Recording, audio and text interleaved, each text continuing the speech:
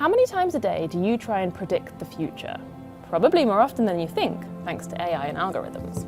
We usually think of these tools as the stuff of the future, and increasingly the stuff of the present. But you know what? It's also kind of the stuff of the past. Like 10,000 years ago kind of past. I'm hosting this podcast, Don't Drink the Milk, where we uncover surprising connections between history and the modern day. The way we do that is to focus on the backstory of one particular thing or an idea. And for this episode, we're getting a little bit meta. We're kicking things off in ancient Greece to trace the journey that fortune-telling has made from oracle to algorithm. So, volume up, let's go.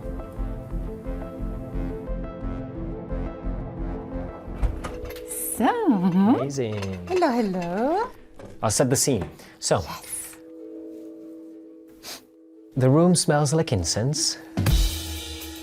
The lights are dimmed and colorful. I'm sitting at a black table with a magic-looking woman holding magic-looking cards. And she's gonna tell me my future.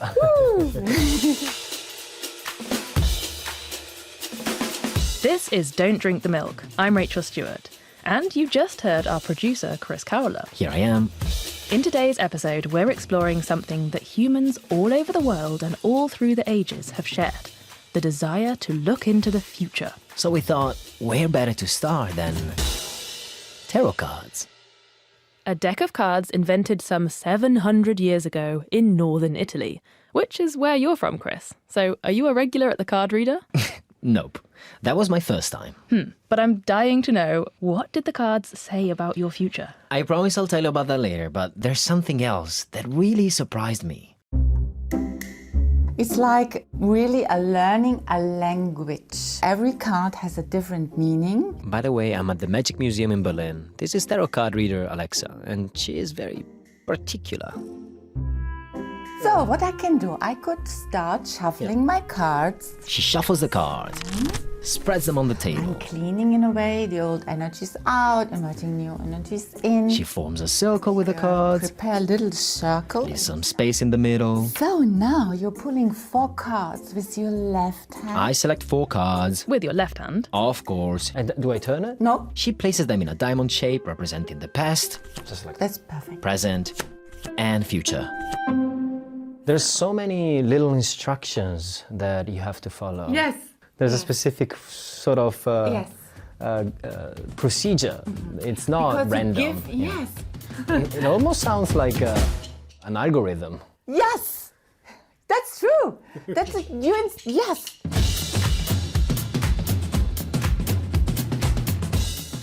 An algorithm. Because these days, sure, some people might still consult tarot cards or use other traditional methods of seeing into the future. But the modern day oracles, they're in our pockets. If you check what the weather will be like at the weekend, or how bad the traffic will be on your way to the office, that's predicting the future. Or when Spotify recommends the songs that it thinks you'll like. Yes, and those are just the ones that we are aware of. There are algorithms that predict diseases, love matches. And they're not just predicting the future, they're shaping it, distorting it, deciding it. They decide whether you can buy a home, get a job, or even end up in prison. Often without us even noticing it. Chinese whispers. Telefono senza fili. Sporci telefoni. Russian scam. Don't drink the milk.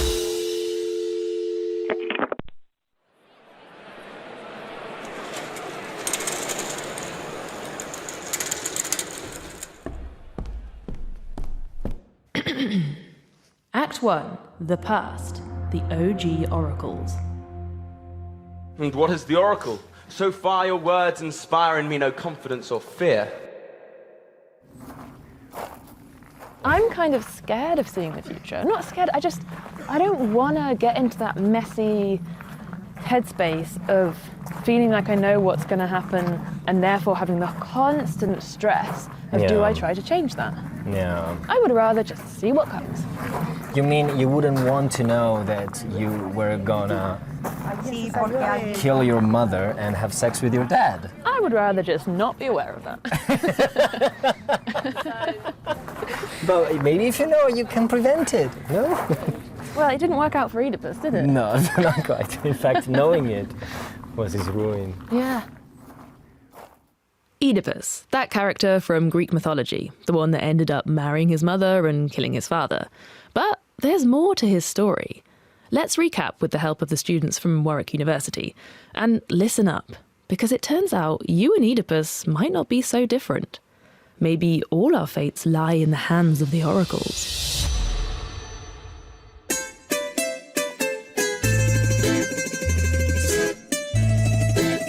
Once upon a time in Thebes, Greece, King Laius and Queen Jocasta are told something disturbing by the Oracle of Delphi.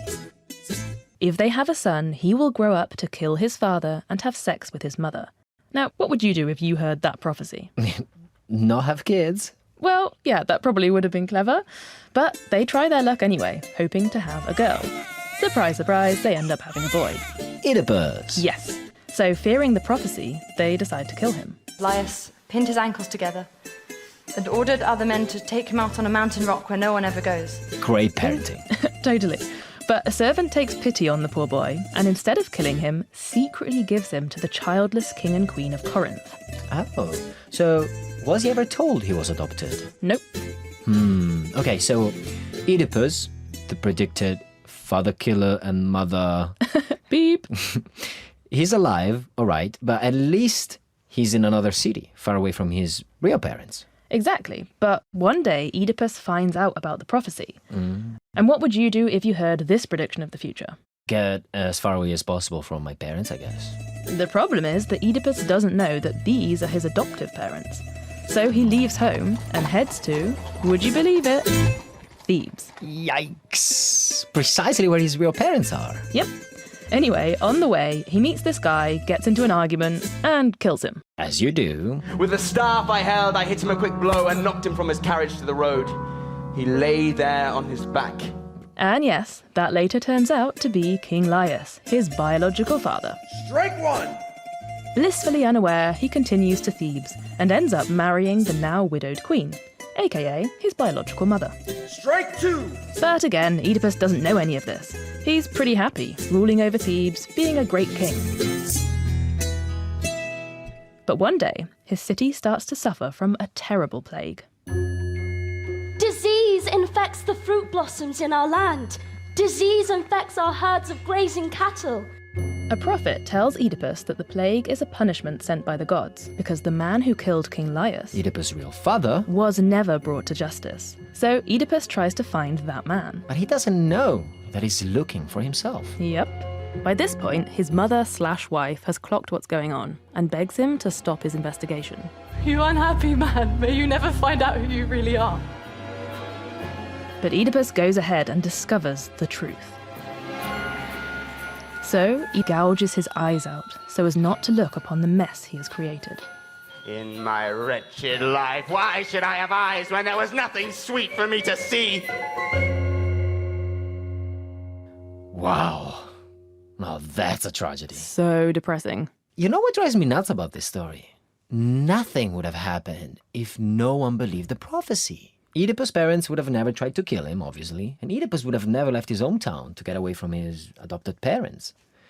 They would have all been fine. Yeah, because by believing in the oracles and then trying to run away from their prophecies, everyone sort of made them come true. It was self-fulfilling, essentially. Yeah, and it wasn't just Oedipus. Everyone believed her. This isn't just a story. This isn't just fiction. The Oracle of Delphi... A woman or a few women sitting in the temple of Apollo. That oracle was the most respected prophet of ancient times. And not just in Greece, but also Egypt, Persia, and Rome. Even great philosophers like Plato and Socrates admired her. So, I just wonder, why did everyone believe these prophecies? There's only one way to find out.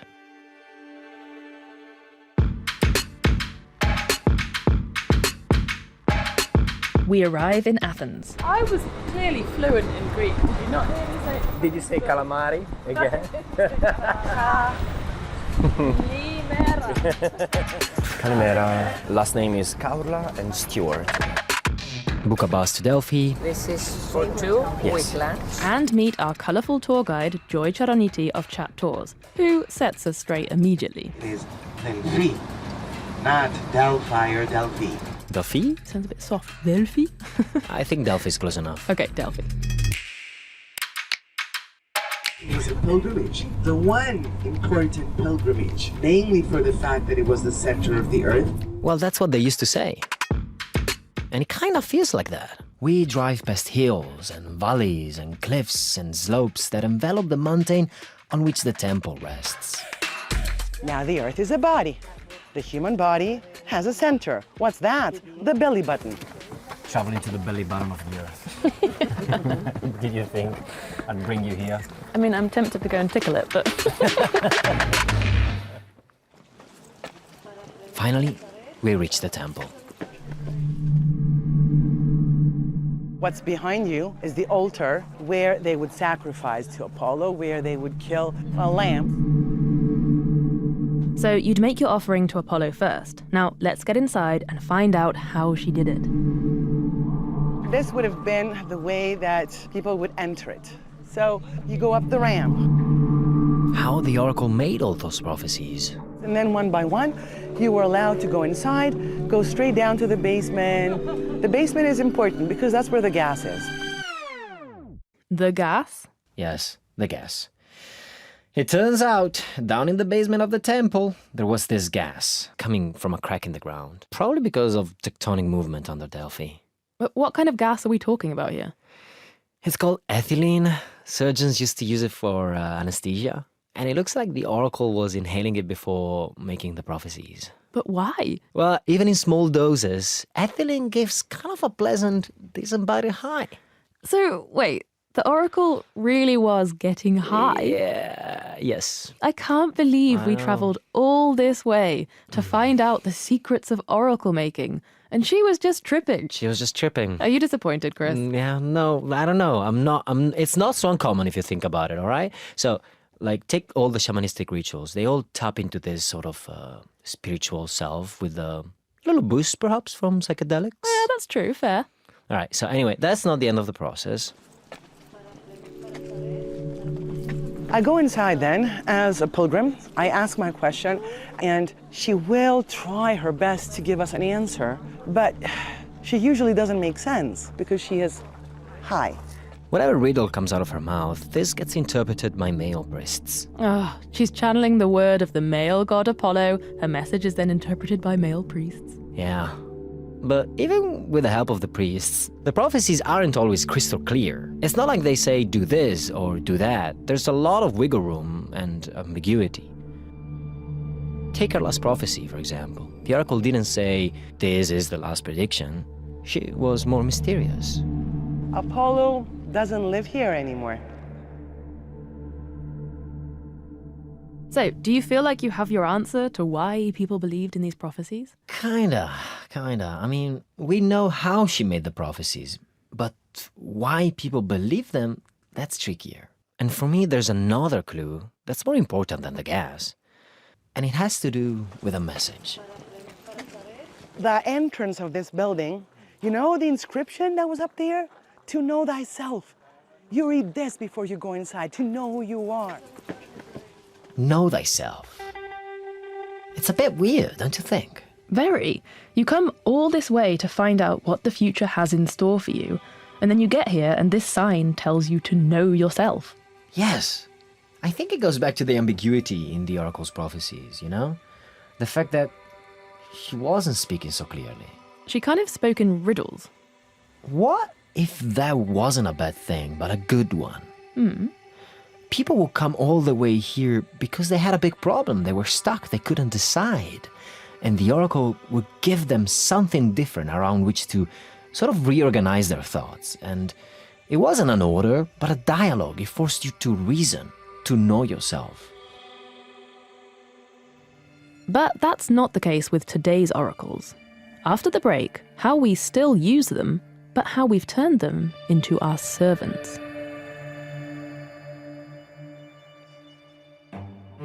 This is After Dark, myths, misdeeds, and the paranormal.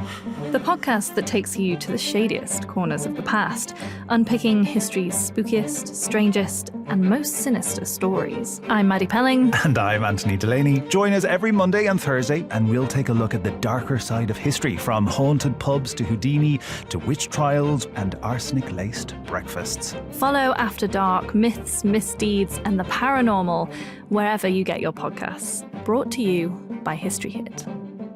This is Without, a show about what happens when things we've taken for granted suddenly disappear. My name's Omar Lakad. I'm a journalist and a novelist. On this podcast, we explore the finite nature of so much of what's around us. What happens if we run out of sand? Or if we can't grow coffee? Or if we abolish prisons? Would our lives be better for it? Would it threaten our survival? Join me as I get into these questions and the consequences of a world without. Listen on Apple, Amazon, Stitcher, Spotify, iHeart, or wherever you get your podcasts. Act 2, The Present, from oracles to servants. Listen to me and ease your mind with this. No human being has skill in prophecy. These days, we don't want oracles to help us know ourselves. We want them to decide something for us, quickly, conveniently, without us having to think at all. The day after our trip to Delphi, we step back into the modern world to see just how many oracles we end up using on a day out in Athens. So let's have a look. Where are we? We're in Athens. First up, the weather app predicts. No rain, sunshine. So it's still a t-shirt weather. Over breakfast, I read Chris his horoscope. Towards Friday, you manage to find your balance again. Today. You have people around you who show you right from wrong. That's me. Time for Oracle number 3 to pick a spot for lunch. Google Maps thinks we'll enjoy. Classic Greek fair with a roof terrace. Yeah, that sounds nice. But how long will it take to get there? Uber predicts. Yeah, it's pretty quick, in 16 minutes. Chris reveals he already checked 2 more oracles before he even got out of bed. His news aggregator, which predicts what he'll want to read, and a stock market forecast to find out how rich he's going to be by the end of the day. 6 oracles before lunch. We head out. Evaristo. But I guess that's the one. Google's restaurant recommendation was a bit off. So sometimes you've just got to say... There you are. Screw the oracle. Screw the oracle. Chris checks his smartwatch, which uses things like heart rate, sleep pattern, and recent activities to predict how much exercise he should be getting today. Plan for some moderate exercise, but don't overdo it. As for Rachel's biology, her cycle tracking app predicts her period would start today. And guess what? Always trust the oracles and always carry a tampon. But it's time to raise the stakes. And for that, we need a live sports match. Panathinaikos against Bayern Munich tonight. On the way to the basketball stadium, we get our last prediction of the day. So according to the oracle, That's the betting website. Panathinaikos is more likely to win than Really? Bayern Munich, yeah. Okay. We're taking no risks. €10 on the home team. And... Panathinaikos takes the win! Meaning we pocket... how much again? €2.40. Oh, thanks, Oracle. It's kind of cool. All the little oracles that we were using today were basically just like little tools. Yeah, and they're easy to access, pretty accurate, and mostly free. Except they're not really free. While we were using these oracles to get around and be tourists, they were using us. Never before in any moment in history have you been able to perform the kind of mass intrusion into people's private lives that you can with data storage and the technological tools available today. This is Silkie Carlo. She's the director of Big Brother Watch. And if anyone knows how evil algorithms can be, that's her.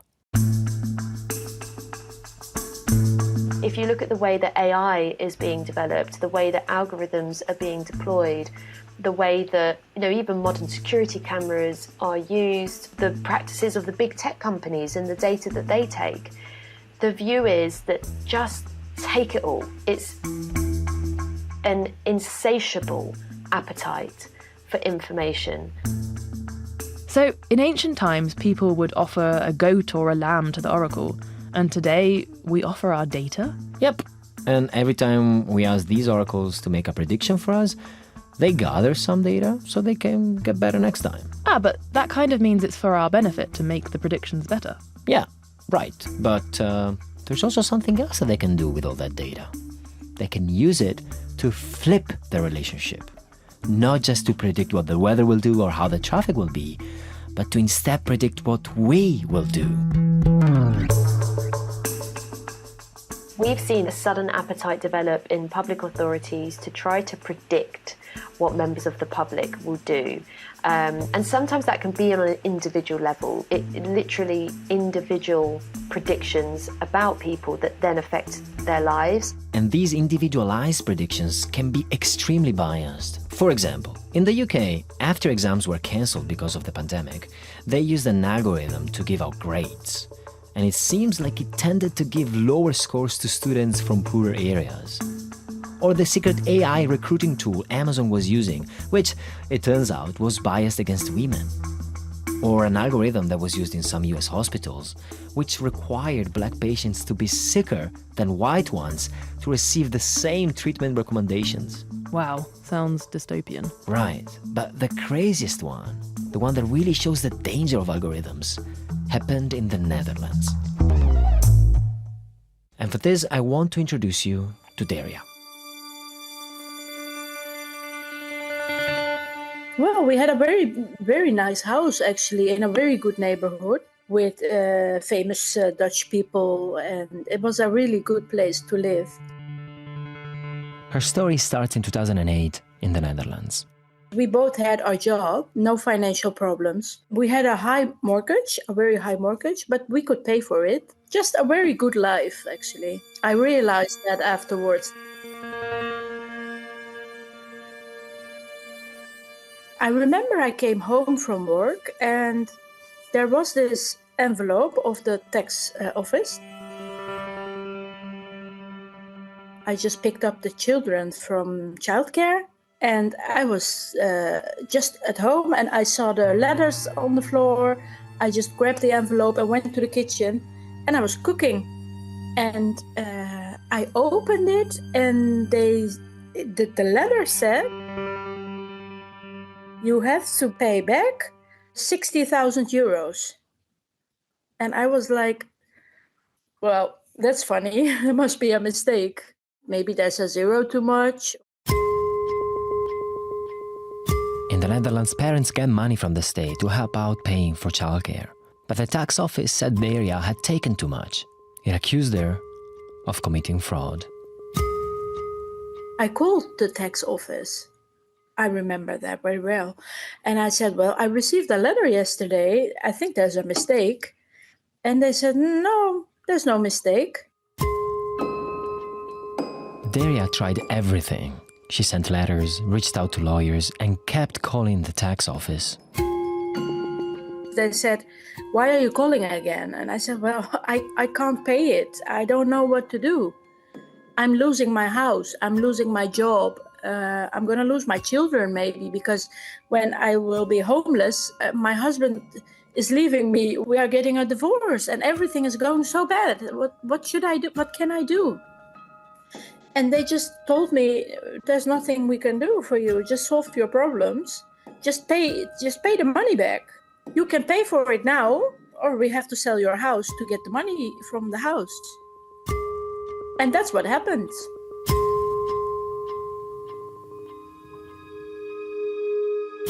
I had this phone call, your house is being sold.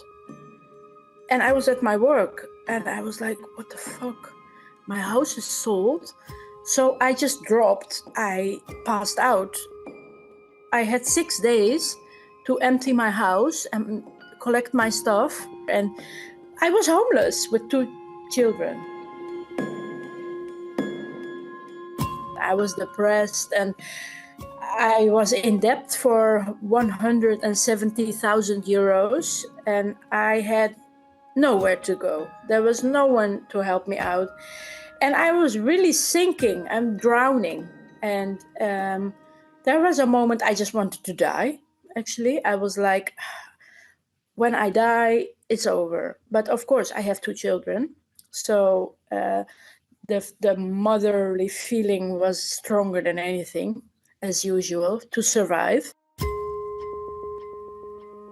And I was like, okay, I have to accept this is my life from now on.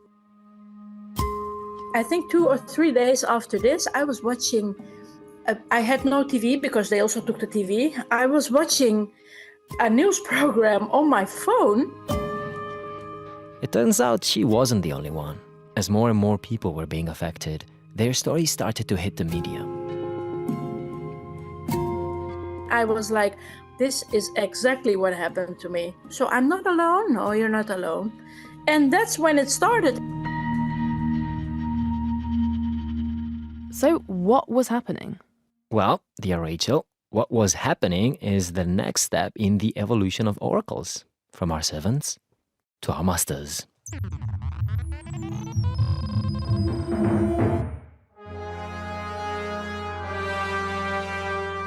Act 3, the future, from servants to masters. I'd be a wicked man if I did not act on all that God reveals.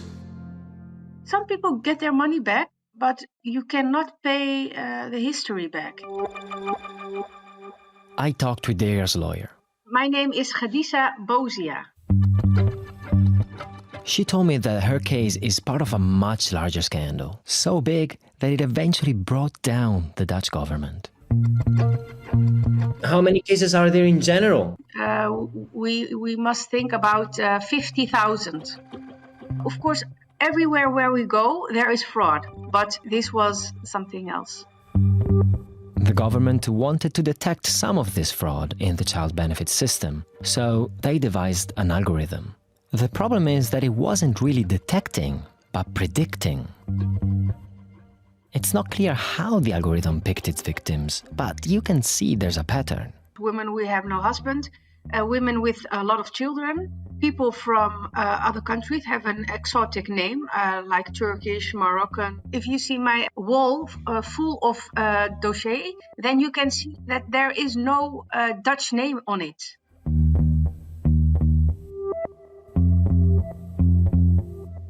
I know somebody lost her house and stayed for 4 months with 3 children outside. I know one family, her husband committed suicide. A lot of women who were pregnant and committed abortus because they think they couldn't care for more children. Why couldn't they prove that they were innocent? Because you have no your file, and if you are on that list, everywhere you go, they know you are a fraud, so they will not help you. A lot of people have also no money, because if the tax authority says you have to pay me 30 or 40,000 euros, then a lawyer don't want to help, because the person cannot pay a lawyer. So was this just a case of a really badly designed algorithm? It's definitely horribly designed, but there's also a much more fundamental issue. Hello. Hello, can you hear me? Yes, can you hear me? I can hear you. Very loud and clear, thank you. How's it going? Is it good? This is Akos Rona-Tas. He's a professor at the University of California, San Diego. It is very difficult to make predictions, especially about the future. He told me that predictive algorithms are not really predicting. They're just projecting the past. We are talking about pattern recognition. Basically, what these algorithms are doing is trying to find a pattern, and then they assume it will continue. And for this to work, they have to make an important assumption. And that is that the past is the same as the future. Well, I suppose that can kind of make sense, for example, with, I don't know, the weather or the stock market. If there's a trend, then you can kind of predict what's going to come next. Bingo. And that's fine for these kind of things. But the problem is, if you apply the same logic to people, then the assumption is that we have no free will. Yeah, and that's just wrong. Because, of course, people can change their minds or change their behavior. And if we do, then I guess the algorithm's prediction will just be completely wrong. Exactly, but it's even worse than that. It's more twisted. Because sometimes we want to change the past. We don't want to make the same mistakes. Akos called this concept historical inertia. If we let algorithms take over our lives, algorithms can create all sorts of vicious and virtuous cycles in our lives, putting us on paths that will be very, very hard to get off. They are self-fulfilling prophecies. You are denied a job interview because of your gender or the color of your skin. Hence, you can't get a loan. Hence, you can't get a house. Hence, your health deteriorates. Hence, you have to pay more for your health insurance, and so on and so on. But it also goes in the other way. If you come in with a high credit score, if you miss a payment, for instance, they are not going to report it because they know that you are the right kind of person and they want to keep your business. So there is a small inequality at the beginning, and what the system does, it amplifies the difference, and then by the end, they will be very, very far apart from each other. Derya found herself on the wrong side of the algorithm. Once he predicted she was likely to commit fraud, she ended up on a blacklist, which was passed on to other government agencies. She couldn't get out of it. She didn't even know she was in it. But suddenly everything was harder. I just tried a few weeks ago to buy something online, but that's not possible with me. So when I try to order anything from internet or just to loan an amount of money, which everyone can, for me it's impossible. Her actions, her decisions didn't matter to the algorithm. She was profiled as a criminal and treated as such. You know what, Rachel? What? This free will question. It's time to test it. Okay. All right, so hold on. Let me give you this clicker right here. Just press it. And here is a clock. What, like an egg timer? Yeah, no, it's a timer. Don't worry. Hey! Let me put this on top. It's an EEG Oh God, I don't think it fits me very with well. all the electrodes. I did not agree to this. Don't you worry. It's just a little test. Let me just go in the other room. Over here. Okay. Where's he going? Rachel, can you hear me?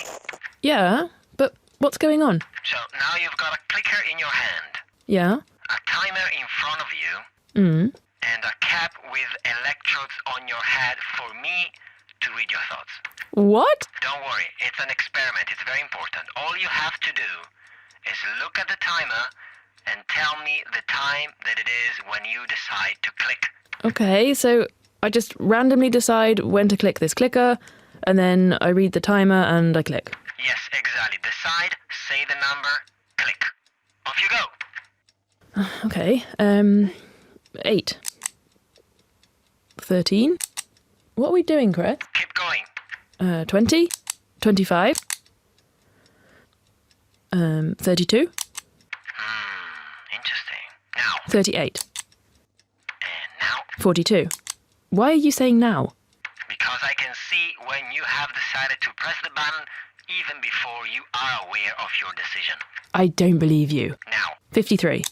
How is that possible? How is that possible? And then comes, whoa, how did you know what I was going to say? Whoa, how did you know what I was going to say? And then, can we stop this? Can we stop this? Chris, you're scaring me. Chris, you're scaring me.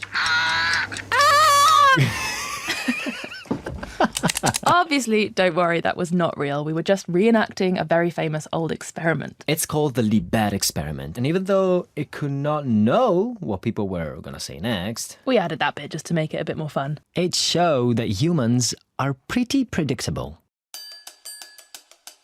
The Libet experiment is deceptively simple. I talked with one of the leading scientists in the field, Haggard. He's done this experiment a bunch of times in a bunch of different ways, but the basic structure is something like what we just did. It's really got just 3 parts. The first one is that the participant has to make a certain action. Like clicking a button. Libet didn't tell you when to do it. It's up to you. So you decide for yourself, of your own free will, if you like, when you make the action. That's the first part. The second part is the clock. So the participant was watching a clock hand going round and round and round, and they were instructed to note the position of the clock hand when they decided to move. Most participants did what you just did, Rachel. They decided to move, and a fraction of a second after, they move. 25. 38. Right, but it was almost instantaneous, right? Like a blink of an eye. Exactly, so it's just almost immediate, 200 milliseconds or something like that. And the third part is that helmet with electrodes. While this was going on, Libet was recording the brain activity in the participants' brains. Every time you click, the neurons in your brain fire a little bit of electricity. That electricity is then picked up by the electrodes in the helmet. What Libet found is that the brain activity that precedes your voluntary action, that brain activity begins often around a second or so before you move. Basically, those electrodes show that there's an increase in electricity or in brain activity well before you say the number. The machine sees your decision before you have consciously made it. 42. So wait, this means that my brain is deciding without me knowing that I am deciding? Correct. But it's so spooky. If I'm not deciding, who's deciding? Well, I think our brain decides. I think the brain is not very it's still different. me, right? The brain is not different from the person. The dualistic idea that somehow there's a soul and a mind which is independent of the body and independent of the brain and can get the brain and the body to implement its decisions. Exactly, that's kind of how you feel. There's a, so to say, there's a ghost and a machine. That's how it feels. And I'm a ghost moving the machine. That's how it feels, but that's not how it is. There's just the machine. There is no ghost in the machine. There is just the machine. Oh my god. So the plot twist is that we really are all just machines. Sort of. I mean, this is just an experiment and not everyone agrees on what it means. But it does make it easy to see how other machines could predict our actions. In principle, this opens the possibility of neurotechnologies, methods, which can detect the brain activity and can predict that the person is going to act. And in principle, can make that prediction before the person even has the conscious experience or conscious decision that they're going to make the action. It really reminds me of that movie with Tom Cruise, Minority Report. But let's not kid ourselves. We are arresting individuals who have broken no law. But they will. The commission of the crime itself is absolute metaphysics. The precogs see the future, and they're never wrong. But it's not the future if you stop it. Isn't that a fundamental paradox? Yeah, not so sci-fi anymore. Predictive policing, which tries to anticipate crime using algorithms, is already being used all over the world. Ooh. And we can imagine this problem just getting bigger. What if one day you could lose your job because you eat too much pizza? Pizza? Yes, as an Italian, it pains me to say this, but there is such a thing as too much pizza. No. Yeah, so imagine this scenario. As your health takes a hit from all that mozzarella, this little wearable device buzzes with a warning. But here's the catch, it's not just for you. Your employer gets an alert too. They are the ones paying for your health insurance, so they tell you, dude, cut down on the pizza. Well, at least it's good for my health. Yeah, okay. But what if there will be an AI oracle that knows every test you've ever taken? Every single thing you've ever written or said. And it uses all that information to suggest the perfect career for you. Do you follow it blindly? Do you ignore it? What if companies had access to this prediction? In short, what's with the old oracle's warning to know thyself, when the new oracles know you better than you know yourself? Derya has turned things around. She's back working with the government, helping folks caught in the same child benefit tangle she was in. But some scars remain. That was really my hardest lesson in life. This scandal has proven that people also lose control over the systems. It's a machine and it's just going its own way. And I think the human intelligence is not capable of seeing it and stopping it. Our world is piloted by secret algorithms. And hey, sometimes it's perfectly fine. We all love a good shortcut to dodge traffic. But it's a whole different ballgame when they start calling the shots on our personal life. It's just the destroying of a family and a life, actually, what they were doing. Just destroying everything. we are reproducing the past to the future, and since the past was full of bias and prejudice, it gets replayed. These very, very new technologies are completely backwards and just use that cloak of modernity to sound like they're effective. It's pseudoscience, it's snake oil, it's rubbish. Maybe one day algorithms will advance to a point where they know us better than we know ourselves and can predict every aspect of our lives. But accuracy isn't the only concern here. Derya's story shows that predictions are not a neutral act. Every prediction shapes the future. So we should also ask, who gets to make these predictions? Who gets to decide? Is a more accurate prediction worth sacrificing our free will? Or even just its illusion?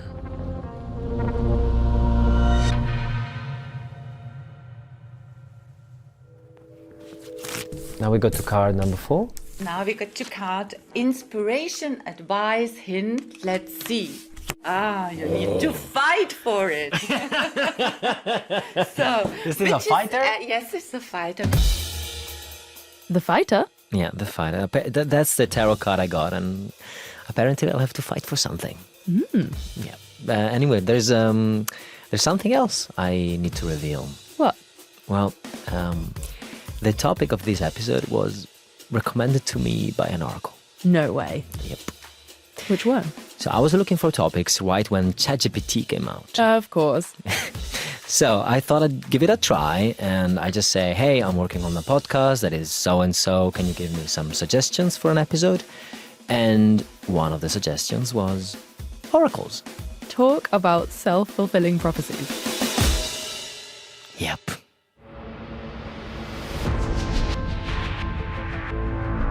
If you want to try your hand at predicting or shaping the future, let us know which curious backstories you want us to dig into next. Also, hit subscribe so that you don't miss upcoming episodes. We'll be back next week, or so the oracles say. Chinese whispers. Telefono senza filo. Telefoon. Si sporge dei telefoni. Telefono.